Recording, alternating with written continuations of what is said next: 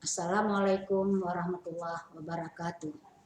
Anak-anak, pada pagi ini kita akan melanjutkan materi kita tentang besaran dan satuan dengan subpokok bahasannya yaitu mengenai angka penting. Angka penting itu apa? Angka penting itu adalah semua angka yang diperoleh dari hasil pengukuran. Dari mana hasil pengukuran itu kita dapatkan? Kita bisa mendapatkan hasil pengukuran itu pada saat kita menimbang, mengukur panjang dengan menggunakan mikrometerskop atau jangka sorong, atau kita menggunakan dengan mistar, atau boleh juga kita pada saat kita melihat waktu, yaitu menggunakan stopwatch. Jadi ada beberapa alat yang ada kita tampilkan ini merupakan semua alat-alat ukur, dan alat-alat ukur ini akan terbaca angka-angka yang tertulis atau yang terbaca dari hasil yang kita ukur. Kalau demikian, maka angka penting itu adalah semua angka yang diperoleh dari hasil pengukuran yang terdiri dari angka-angka pasti dan angka-angka yang terakhir yang merupakan angka yang diragukan atau ditaksirkan. Nanti akan kita lihat beberapa aturan penulisan angka penting berikut. Mana aturannya? Yang pertama kita lihat di sini dinyatakan bahwa peraturan penulisan angka penting yaitu semua angka yang bukan 0 adalah angka penting. Contoh 72,753. Kalau demikian, maka angka-angka ini tidak ada terdapat angka 0, maka semuanya dihitung sebagai angka penting. Jadi jumlah angka pentingnya mengandung 5 angka penting. Pada aturan berikutnya yaitu semua angka 0 yang terletak di antara angka-angka bukan 0 adalah angka penting. Mana contohnya? 9.000,1009. Jadi ada jumlah angkanya itu angka 0 baik di depan maupun di belakangnya itu kita lihat dinyatakan sebagai angka penting. Maka terhitunglah jumlah angkanya itu seluruhnya ada 9 angka penting. Pada aturan berikutnya, semua angka 0 yang terletak di belakang angka bukan 0 yang terakhir tetapi terletak di depan tanda desimal adalah angka penting. Contohnya mana? 3,000. Jadi angka 0 yang terletak di depan koma desimal itu dianggap sebagai angka penting. Kalau demikian maka dihitung jumlah angka pentingnya itu mengandung 5 angka penting. Pada aturan berikutnya, angka 0 yang terletak di belakang angka bukan 0 yang terakhir dan di belakang tanda desimal adalah angka penting. Contohnya 67,5000 berikutnya. Jadi jumlah angka penting yang dihitung di sini hanya 3 angka penting. Angka 0 yang selebih di depan angka 5 itu tidak dianggap sebagai angka penting. Pada contoh atau pada peraturan berikutnya kita lihat bahwa angka 0 yang terletak di belakang angka bukan 0 yang terakhir dan tidak dengan tanda desimal adalah angka tidak penting. Mana contohnya?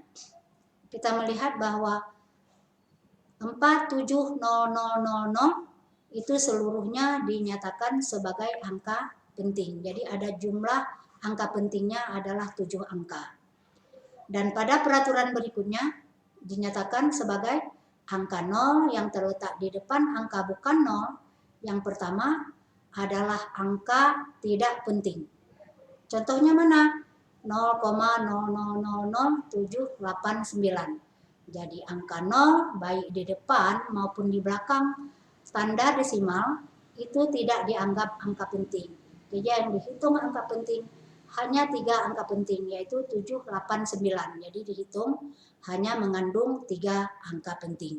Jadi ada 6 aturan ini, maka kita bisa melihat nantinya pada saat kita mengoperasionalkan angka-angka tersebut pada saat kita menjumlahkan atau pada saat kita nanti mengurangkan atau pada saat kita mengalihkan dan seterusnya. Sebagai contoh, kita lihat di sini pada saat kita menjumlahkan sebuah angka. Misalnya ada angka 2,34 cm.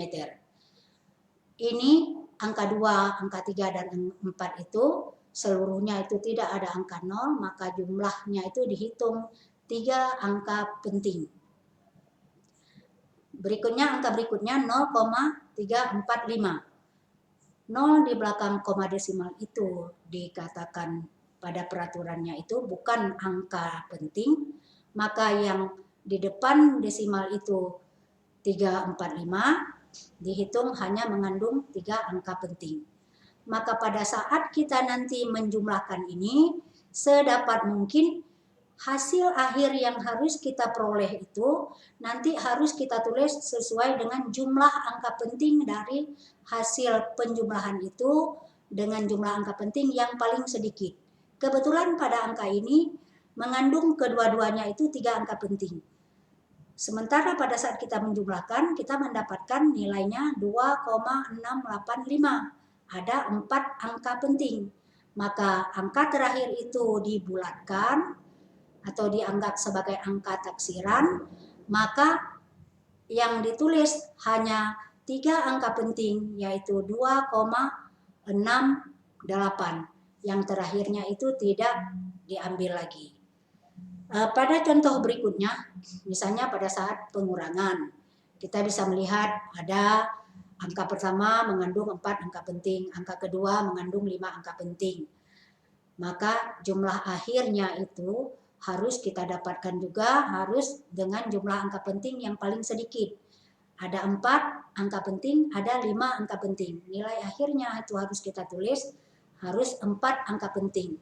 Jadi bisa dibulatkan atau angka terakhir itu ditaksirkan tidak lagi diambil atau tidak lagi ditulis.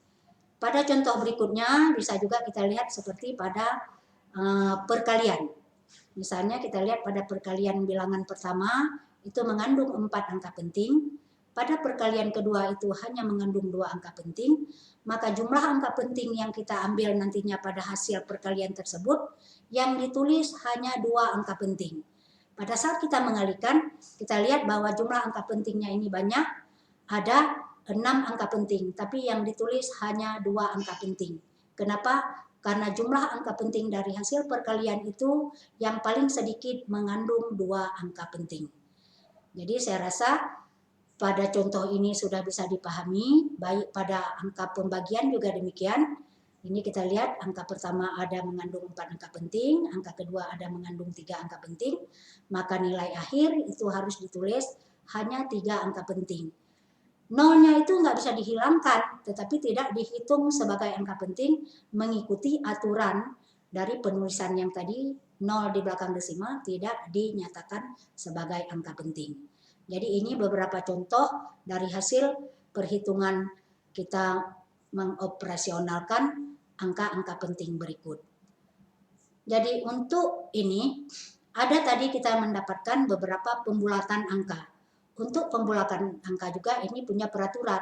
Peraturannya yaitu seperti yang sudah kita dapatkan bahwa angka 5 atau angka lebih besar dari 5 itu bisa dibulatkan ke atas.